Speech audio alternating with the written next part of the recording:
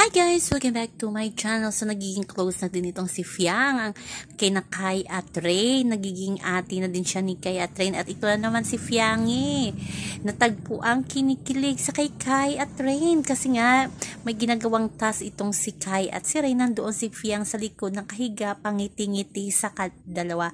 Halata na kinikilig din si Fiang sa pagkakaibigan ni Kai at Rain. Pero dito sa labas, talagang nila love team ang dalawa. Iba daw ang samahan ng Kai Rin. Pero kina Kai at Rain, BFF talaga silang dalawa. Parang magkapatid. Dito talaga kinikilig kung alam ng ni Kai at Rain na nila love team silang dalawa at marami silang mga fans dito sa outside world. Pero itong si Fiang talagang nakabantay sa dalawa at pangiti-ngiti lang habang nakahiga. At maganda talaga to na si Fiang talaga nakikisama na sa mga girls housemate. Hindi na siya laging nakasama kina JM at Binsoy.